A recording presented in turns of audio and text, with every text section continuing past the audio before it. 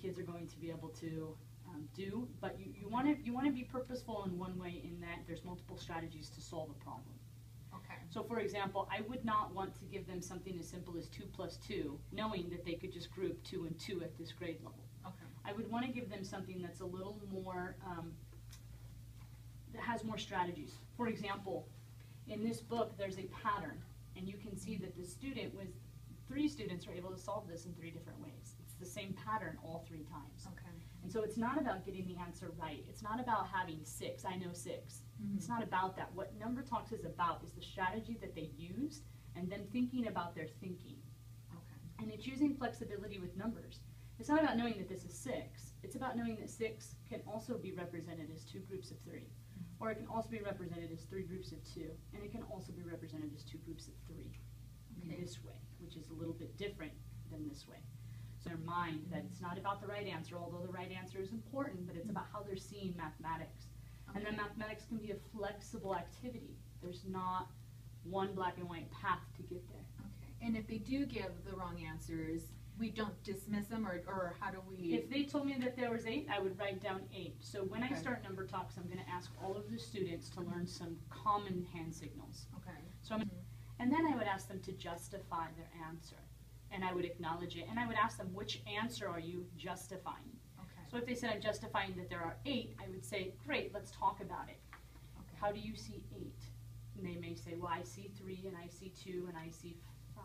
And at some point, they're going to okay. realize there's more than 8 on this page, and how did that work out for them? And so you'll see when we do this, what we're really examining is their thinking. So I'm not correcting, more or less, just to clarify, not correcting, not saying no, or I'm not giving the right answer either. Am I giving No. the right answer? No, you're okay. the facilitator of the learning activity, and okay. they're the learners. Okay. It's really hard. This is not a direct instruction activity. Okay. There could be some direct instruction at the end. They're missing something that you really wanted them to see. It just reminds us that Number Talks is asking kids what they see rather than what is just the correct answer. Okay. And it's using that flexibility with numbers. You constantly want to be thinking about, so I shared some possible language for math. Okay. And we talked about maybe wanting to post a couple of these sentence frames around the room just to remind the students to think about how did they see it, how are they going to share their thinking if you come around or if a peer is asking. And so you might want to just hang some sentence frames to help you remember the language of math and reflectively asking, how did you see that? How did you know that? Where did you get that information from? Could you tell me more? Gotcha. And it's not leading the conversation, it's more just pulling the mathematics out of their brain. Okay.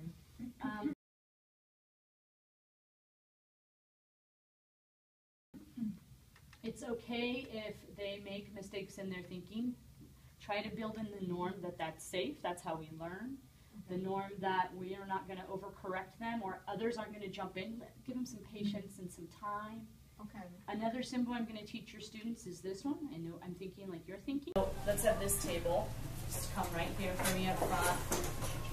You two can follow them. You guys are kind of okay. Why don't you just come in here? You guys can follow around. Come on over. In the back row. Come on. So what we're going to be doing today is we're going to be talking about math. Okay, we're going to be talking about math. Now, in order to learn with Ms. Brown today, come on over here.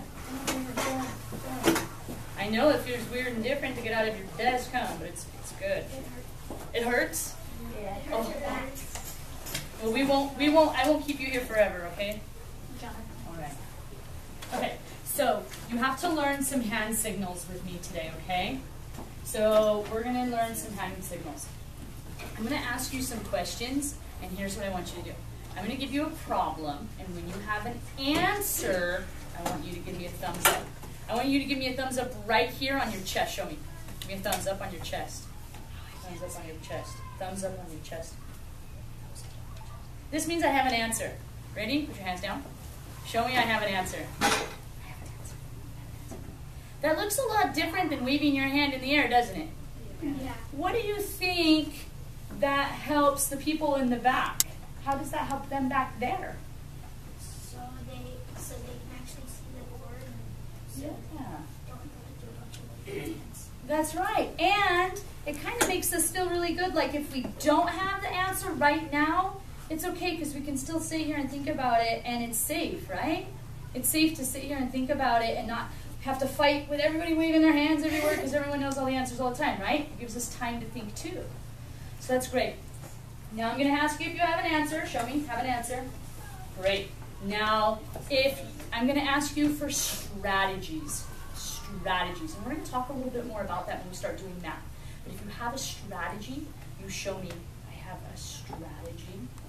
And how many of you, I'm not even going to ask that because I know. Everybody put your hand in the air for me.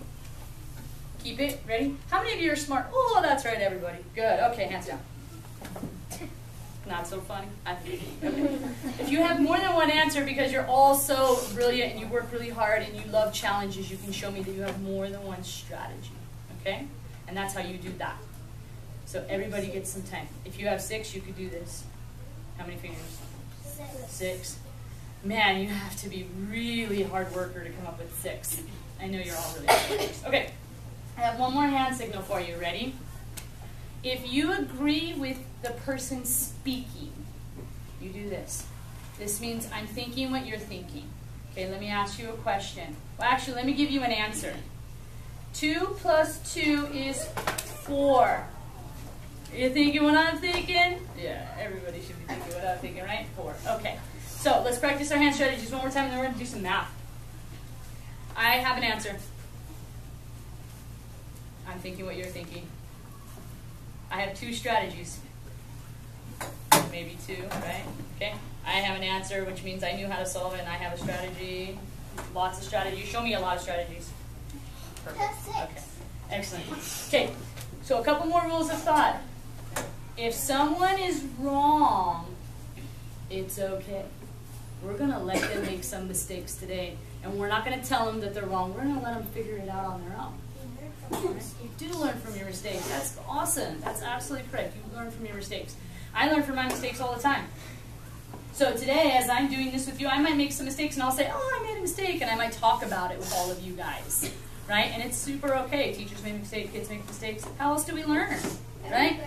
Everybody does. Everybody does. So no one's perfect. All right, so let's have some math. You guys ready? Yep. All right, I have some dots on this card. I want to know how many, don't shout, remember. I want to know how many dots are on the card. Some of you know very quickly. Now continue to think. If you already have an answer, do you see this in a new way or in a different way? Someone sees it in 8 different ways. Someone sees it in 2 different ways. It seems like everyone has an answer. How many dots do you see on the card? 10. You see 10? Does anyone agree with 10? Is there anyone that has a different answer than 10? So we all agree it's 10? Excellent. How did you come up with 10? How did you see this? You know how there's 2 rows and like 2 are exactly on top of each other? I counted by 2s and I got 10 just to count, just to make sure I did like the top and then the bottom, and then I got like 5, 2 rows of 5, and then I got 10 again. So what you did was you saw these in rows. Yeah. And so you saw And columns. You saw rows and columns. Okay. So how many did you see? How did you see it? Come show me how you saw it. 'Cause I'm having a hard time, and that's okay. I did 2, 4, 6, 8, 10. Excellent. So I'm going to draw what you kind of did like a little L. You did 3, 3, 3. So what was your mathematical equation? 9. You chunked 9 in your head? Or did you do 3 and 3 and 3? Knew more than, not that I didn't think they would know, but they knew a lot more than really what I was thinking. Yeah, so the activity for you went further than maybe you thought it was going to get you, as far as the thinking. Right, because they all were thinking. Yeah, I could see that they were all thinking of something. Yeah, and What I really enjoyed was I was kind of sitting in the back and I saw a student that I, in that moment, perceived as trying to figure out the problem, and you were already moving on. Mm-hmm. And what this multiple strategy did was it got her past her think time, Mm-hmm. and then she could share some thoughts too later. Mm. Now I noticed right here you wrote a name. Can you tell me what strategy you were thinking about? Well, I was trying to, something that you said earlier, if I were to write their names, and I can go back and link, oh, so-and-so did this, or they used the same strategy. When it came to, who was it here, the grouping 10, oh, no, I'm sorry, here, they got the same 11 plus 9, they grouped the numbers, same thing for this person here, and I just wanted to go back. Oh, it was Nicholas who, exactly, your thinking was the same as Nicholas's thoughts. Yeah. So. One way that I have seen this done is they just put an initial next to it. Okay. I loved that you pushed this thinking out of this student because they were not giving you enough information, and you kept pushing and pushing, and you wouldn't just assume for them. And that was really great and powerful because you didn't shut her down. You just allowed her to continue to tell you what she was thinking. Okay. And not what you were perceiving, the position of the add-ins in their head. So he was thinking backwards. And we were kind of like, oh, that's the same thing, which really, if he truly added the 9 first and then the 11, it really was different thinking. And that's the associative property. And so kind of maybe not naming it, but just identifying that, yeah, absolutely, with addition, we can move things anywhere we want. And I did stop myself there. I was like, should I correct or should I say, oh, yeah, you just went backwards. Yeah. I wasn't sure if I... Right. Okay. Yeah, Okay. and it's okay. I mean, this is all in our learning activity. Okay.